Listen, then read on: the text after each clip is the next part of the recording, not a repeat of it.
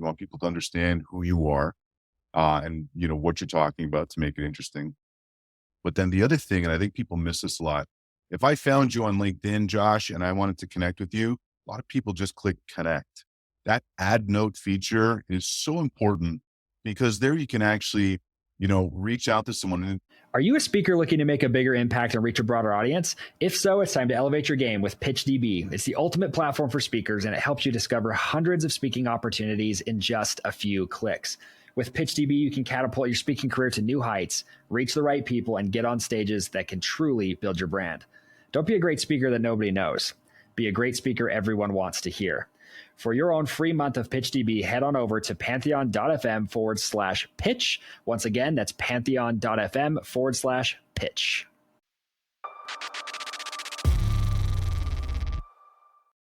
Today, we have a good friend of mine, Nick Capozzi, here on the mic with us. And Nick is the founder and CEO of salespitching.com. This guy is awesome. I'm just going to put it that way, Nick. I could go into this for. how do I follow up from that, Josh? I mean, just a blanket statement. This guy's on. I better be a good guest now. Yeah, I was saying, if you don't perform, we won't post it, Nick.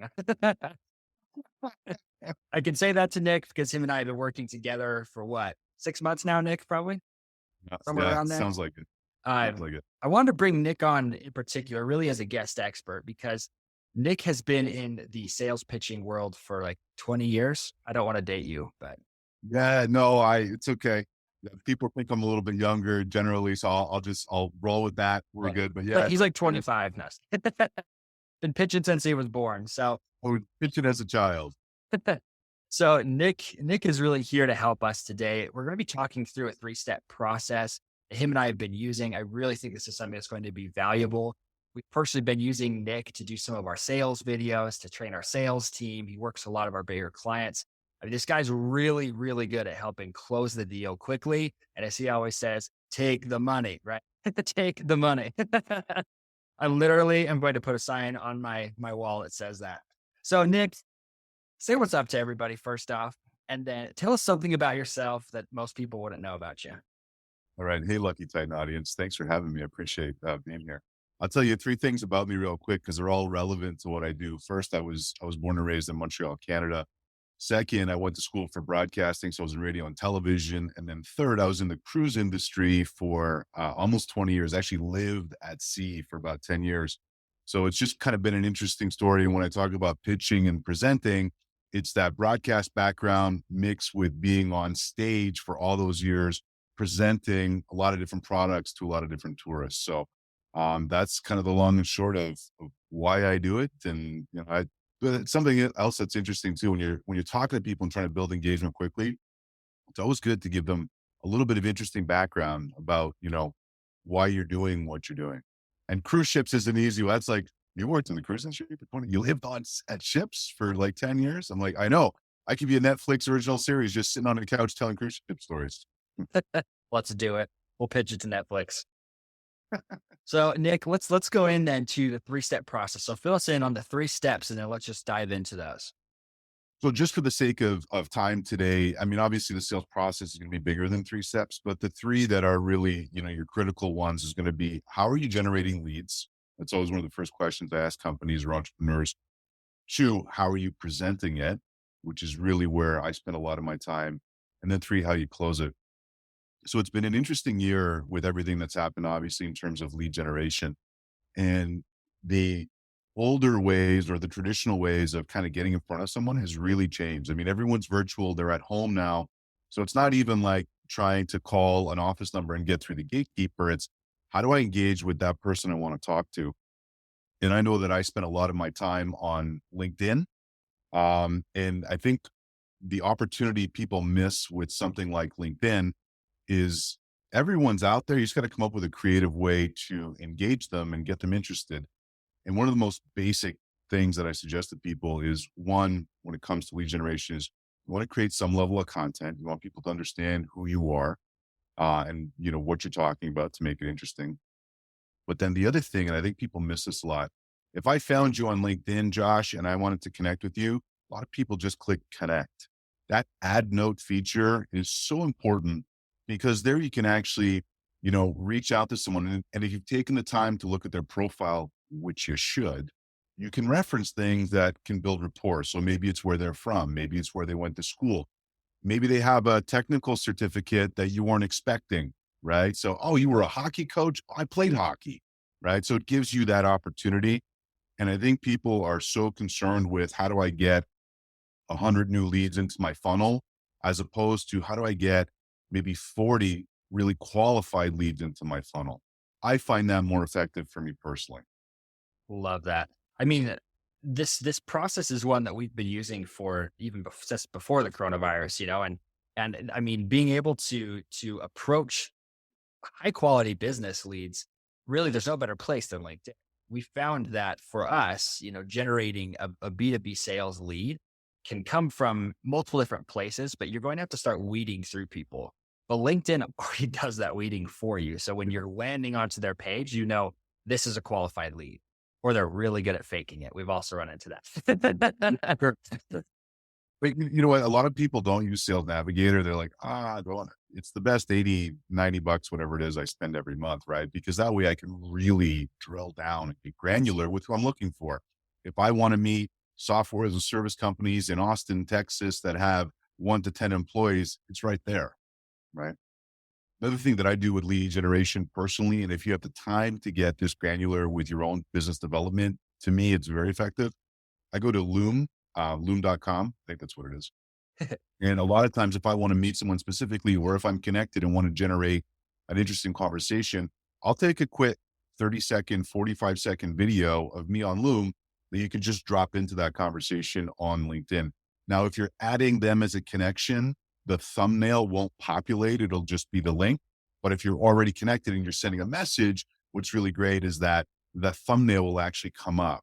So you can really personalize it. And then how you word it, how you're actually reaching out to them. And for me, I found it to be probably the most effective lead generation tool that I've ever come across personally. Love that.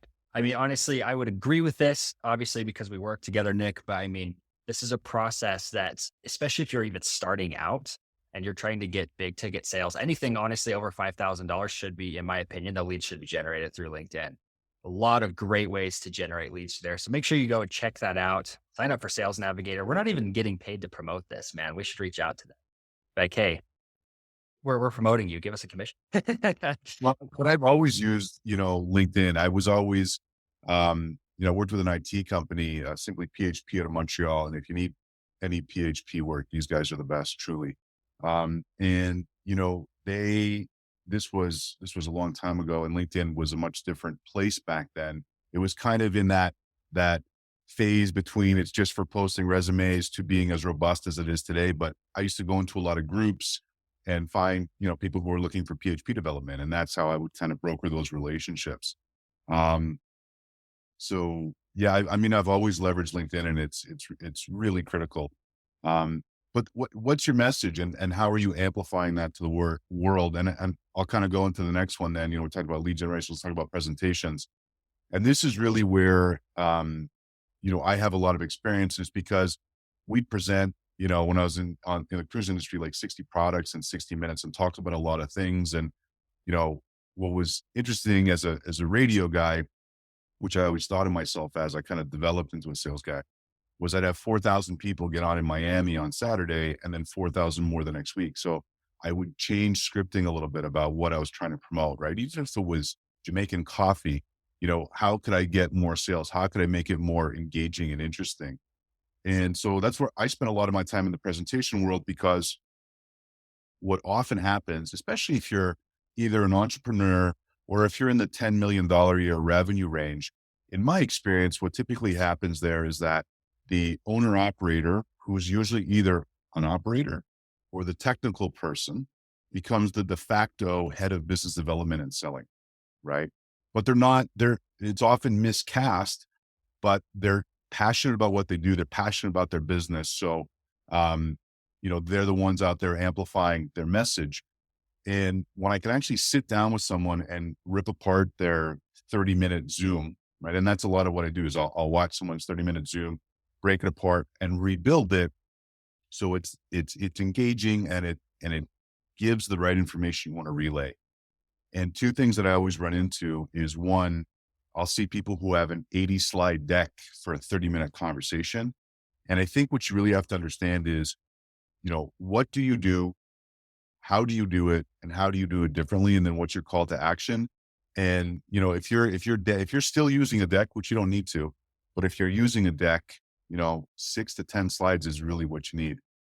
The other thing I run into a lot is that when people have built a business, they're so afraid of missing the wrong word that's worked for them before that they're just constantly talking and they're trying to get as much information out as possible. And, oh, don't forget about this. Oh, and let me remind you about this.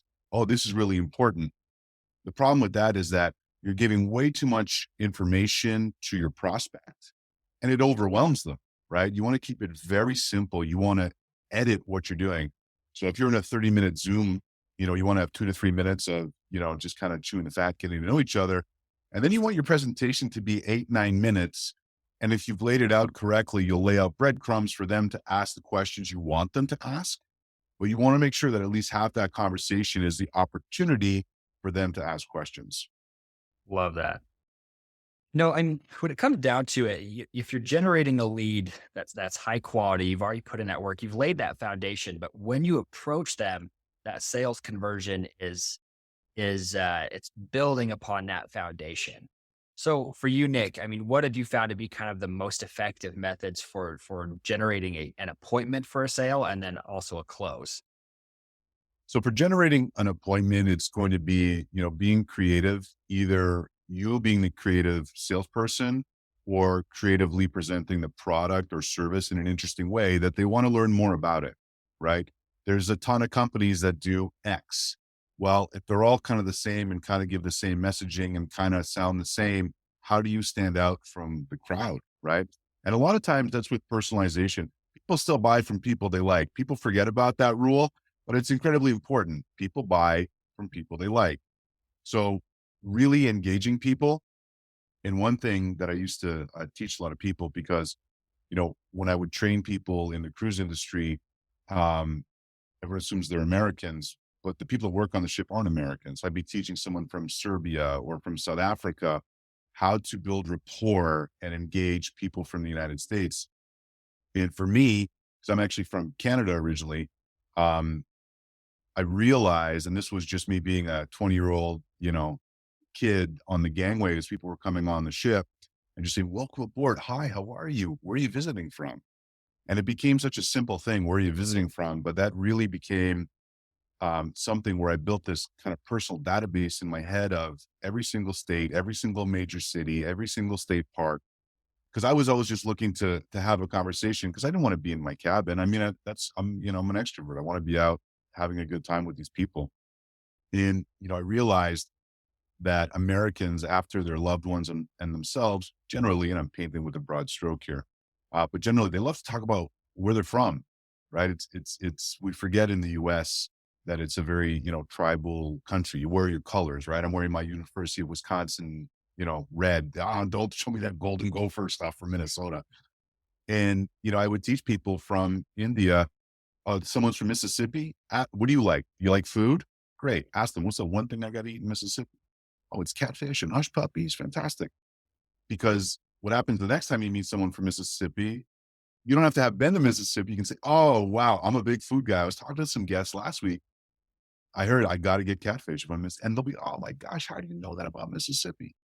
And that instant rapport. So one thing I always have LinkedIn open as a browser, especially before I get on a call and look at, again, I mentioned this earlier, where are they from? What have they done? Where can you build rapport? So that's kind of giving you a long answer to your short question, but again, positioning yourself differently and standing out from the crowd is key. When it comes to the second part of your question, which is closing, if you've laid out a really good argument, first of all, you got to find the pain point. And once you found the pain point of what the client actually needs, you know, you craft the solution to exactly their specific ailment. And a lot of times people offer, an in the box solution where it's kind of all the same. So, if I'm selling the same thing, I'm selling it the same way to everyone else. When I talk about presentations, you really want to have about 20 presentations in your head, right? Because it depends on what the client needs, where they're from, all those things, and you need to be able to pivot mid conversation. And I think it's funny now because we live in some kind of niche down kind of world where, I used to say, hey, I'm versatile. I do everything in sales and marketing. What do you want to talk about for the next 45 minutes to get right to the pain point? But we live in a world where people want to hear, no, I'm really specific, and I really work with presentations and sales presentations. So it's a fine line that I think a lot of people, it's where they get stuck. But if you can pivot your message mid conversation to truly, fix the pain point, the client's going to be interested. And then it's just a matter of understanding, where they stand as a company and if your price point matches where they are. And also, people forget, as for the sale, that's where, especially new salespeople, but even established ones, they're afraid to talk money, or they're afraid to just ask for it. And, for me, I'm really casual when I talk about what the price is and what it is. And I just kind of weave it into the regular conversation. It's not like I'm standing there deer in the headlights, like, so it's a $20,000 solution, right? Well, here's the beautiful thing. So the solution is $20,000, but your ROI, or here's this case study, or, whatever it is. And you just kind of really tie it in seamlessly. That's really key when you're asking for the actual sale. Yeah, love that. I mean, I've seen this in action, as we've even been on some sales calls and stuff together. It's really intriguing, the way that you sell, that you can come into to a conversation, you can just make it conversational instead of a sales pitch. And I think a lot of people struggle with that because they're like, well, how do I weave in the copy? And honestly, it really just comes down to be a human being, be nice to them, be like a Canadian, man, be like a Canadian. be, I'm a be very Americanized Canadian, for the record. But be kind to the people, and you'll actually see that it makes it comfortable in the conversation when you're like, oh yeah, did I tell you the price? Yeah, it's only $90 or whatever, Yeah. $1,000. And I think too, Josh, it's important that people realize, a lot of times I'm not the right fit for whoever I'm talking to. So as opposed to being defeated and getting off the phone, I'm like, you know what? I don't have the right solution for you, but you know what? I know who does. And when you can broker that relationship with nothing more than just, this client really needs a different solution that I'm able to provide, what that does is, one, first of all, it's great for your own, network and being able to refer business to other people. But it's also great because it positions you as hey, listen, I don't need Nick's solution today. I might down the road, but Nick gave me, advice that kind of took me away from, being his client and put me in touch with someone else. Right. I mean, if you want authenticity, I mean, that's a great way to do it. And people still want to buy. Well, I mean, listen, you want to be authentic in everything you do in life. But when I'm talking to people, I don't want to say I'm authentic all the time. I am, but it's because it's just, I don't know any other way to be, right? I mean, I need to sleep at night. So there's also, could I go out and, be persuasive and sell what I need to sell to anybody? Sure, I could do that. But, I want to really find these lifelong solutions, because I want to work with people, not for 1 year or one contract. I want to have a 30-year relationship with these people, right? Yeah.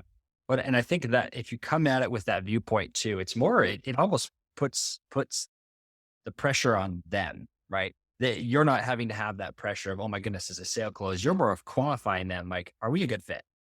And Yeah. I've even seen that with my own selling, because when we first met, I told you, I'm not really a big salesman type person, but my personal sales method is doing that, right? It's just saying, hey, like, let's figure out what the real solution to your problem is. And if I can't offer the best one to you, I'm not going to sell it to you. So I'll sell you somebody else's who's is fantastic. That's how we started our whole company, was that way, because I knew, hey, I don't know everything, but let's go out and sell other people's products that we know are going to benefit the client best. Absolutely. And one more thing I wanted to talk about, Josh, and I think this is an opportunity missed by so many companies and entrepreneurs. We talk about putting out content, and that's obviously very important. But using video in general, whether that's in your lead generation, whether it's in your drip marketing campaigns, whether it's part of your close, using video was important in 2019. Some companies did it good, most didn't. Well, it's not important in 2020. It's beyond critical, and a lot of companies still don't do a great job with it. So really assessing what you're doing with your video. Cause the reality is that's what people are buying is, what, what's being explained to them today, especially with video. And I find especially a lot of tech companies and software as a service companies, they tend to, have like an animated video. Well, that's not going to be engaging. You want someone engaging, being the representative for you, in a video that people are going to want to watch and be like, you know what, that's logical. That's a great idea. I'll give you one last tip, Josh, if I may, to the audience. Let's do it. One thing I tell people all the time, whether you're writing a presentation, whether you're writing copy for video, everyone writes as if it's to be read. And the problem is that when you deliver that, it sounds very boxy and unauthentic. So when I'm writing copy, what I'll do is I'll grab my phone and I'll make voice notes and then either transcribe that. And then I have a rough, kind of roughed out version that I'll throw into a Word document and then work it that way. But a lot of people just sit there in front of their computer with a Word doc open and they're like, okay, paragraph 1, that's not relatable, right? You have to be relatable and you have to be authentic, and writing as if it's to be spoken is really a game changer that, I've helped a lot of people with over the years. Love that. Well, and so everybody, make sure you go check out Nick's stuff. This guy knows what he's talking about, obviously. And I really hope this was a very insightful episode to everybody. Nick, where can people connect with you? So salespitching.com, or just, connect with me on LinkedIn. I'm always happy to meet more interesting people on LinkedIn. That's where I live, man. That's where I spend most of my day. It's either in front of a camera or on LinkedIn. So that's where I live. Or in front of a camera on LinkedIn. So Now you know what? You're right. There you go. It's some combination of the both. That's the both worlds. So everybody go check out salespitching.com. Nick will be there for you guys. If you want to connect with him, I will add this all into the show notes as well. Nick is the guy that we personally use. I would highly recommend him. So make sure you go and check out his stuff at salespitching.com, and we'll catch you all later. Thanks, Josh. Thanks, Lucky Titan Nation. Have a great day, guys. I hope that you enjoyed this episode of the Lucky Titan podcast. If you want to fill your favorite platform with dream customers, then come join myself and thousands of others of hosts at theluckytitan.com/tribe. Here you can find guests for your show, get featured on other shows, and discover the secrets to building an audience of raving fans. So once again, go create your free account at theluckytitan.com/tribe.